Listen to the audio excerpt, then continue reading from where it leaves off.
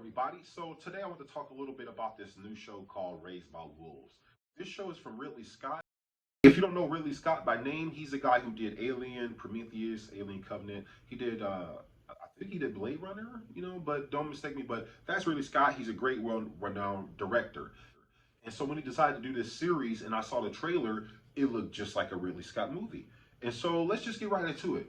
This show is called Raised by Wolves. It takes place in a futuristic, post-apocalyptic world. Earth is no longer habitable. So the believers, people who believe in the future god Saul, that's what they call them. They're called the Mithriac. So they have a war with the non-believers, the atheists. And so at the end of this war, I don't know if it's because of that war, but the Earth is no longer habitable. So they both send, space shuttles out to go to this new planet, or new planets. Kepler 22b is where we first wind up. Now on Kepler 22b, we find mother and father. They are two androids.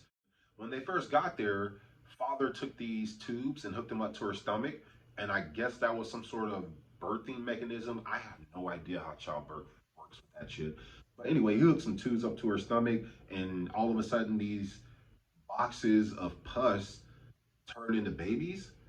Out of all the 6 babies that they had, only one survived. In fact, they arrived at the planet with 12 embryos. Out of those 12 embryos, only the 6, I guess, were able to actually go through the process and be born. And the other 6 maybe didn't make it. And out of those 6 who were actually born, only one of those made it. His name was Campion. So they have terrible parenting odds. I mean, 1 in 12, and they should be arrested in my opinion. But anyway, the Campion, he's special. He's like a little fuck up that you kind of like but kind of don't like. He's inquisitive, mischievous, and he's heroic at times and smart, but at times he's annoying. So he's just, I guess, a good character, because he gives you a lot of different emotions dealing with him. I like him, great actor. So as all this is going on, father and Campion, they go out to the ship where they crash landed at, and father is trying to get on there to retrieve some of their more equipment. But Campion gets his little ass on there one night. He sneaks away, and he gets on there and he sends out a distress signal to the planet. He said, "We need help. People are dying here. My brothers and sisters are dead." He sends out a distress signal. So the Mithriac, remember the believers, they're up in space. They get that distress signal, and they send a crew to go investigate what's going on. Mother and father, they're androids, so they're atheists, and they raise Campion to be an atheist. They're completely no praying. Like mother is very serious about that. No praying, no religion here at all. So when these Mithriac come, the believers, it's already a conflict of interest. It's some tension. Mother is very rude to them. She doesn't like them because she knows where this is going to go. So the humans, the believers, they end up forming a plan that they're going to take Campion, the one remaining, kid, embryo that, mother and father had.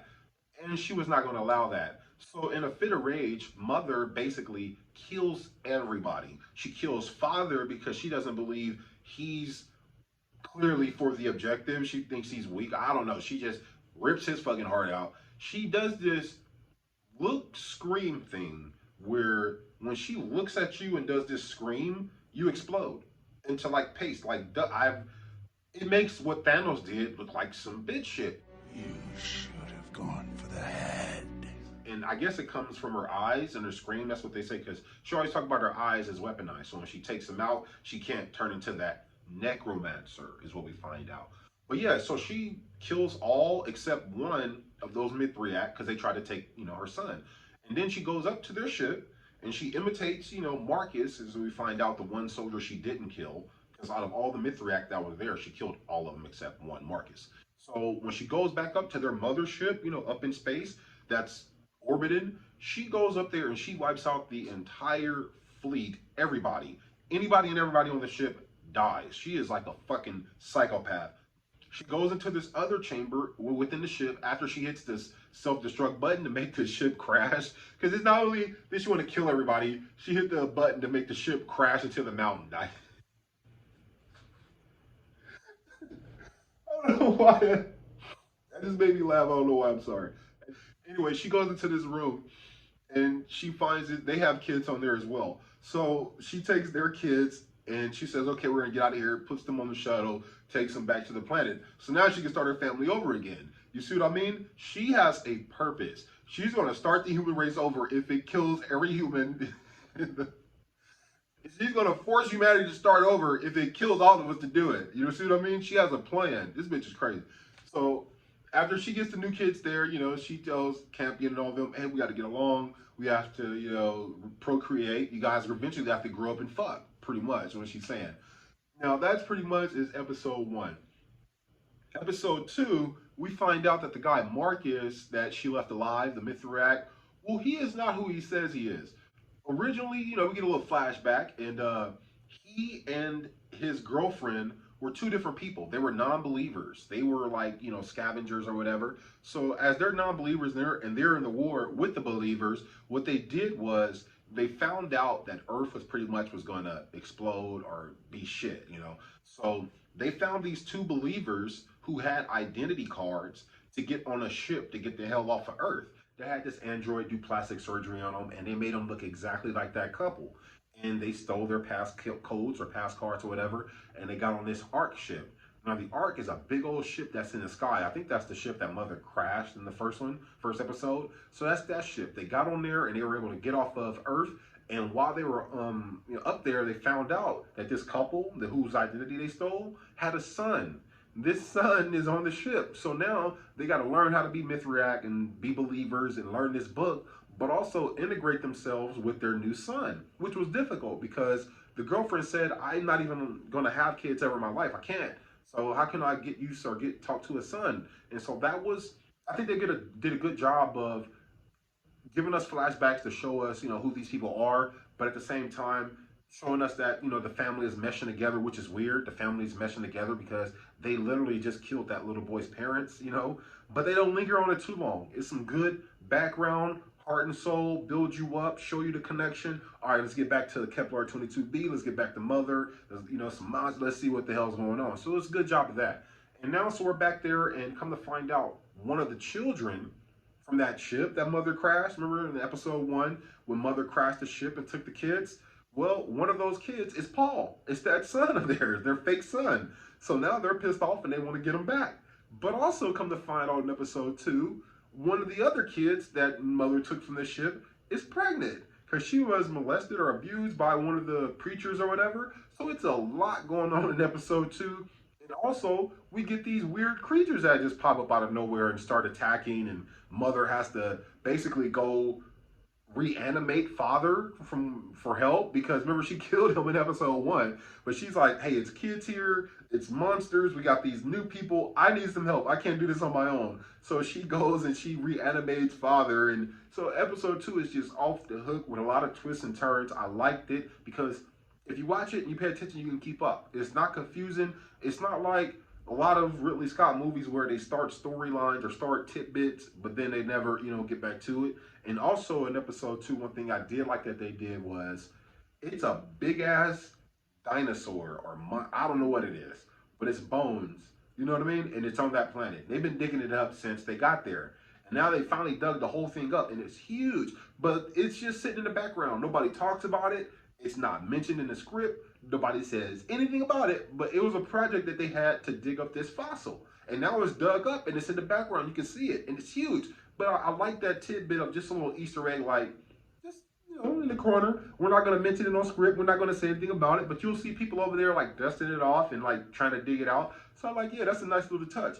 But all in all, episode 2 was just off the hook. It's a lot of twists and turns, you know, and give you some answers from episode 1, but also make you ask questions about what's coming up in episode 3. And that's where we're going to start up next. What do you want? I want my children to be safe. Episode 3 is pretty much answering a lot of questions we get from 1 and 2. We get the Mithrak and all their remaining survivors trying to formulate a plan, you know, from the crash ship that we had. They're trying to formulate a plan and figure out how we're going to go back and get our kids. Should we duck and run? Should we get the hell out of here? Send another distress signal to a different Ark? What can we do? They're trying to formulate a plan.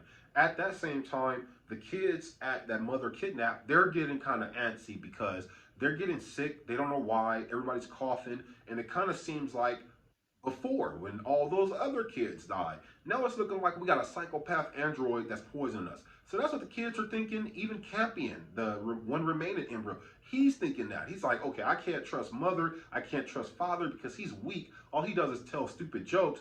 We got to get the hell out of here. So they're trying to formulate a plan to escape.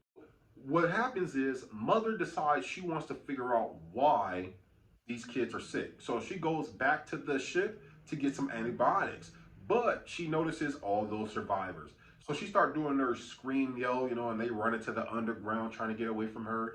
End up sending an android out to run and distract her, so they can get away, which fucked up because she just caught the android easily and killed it.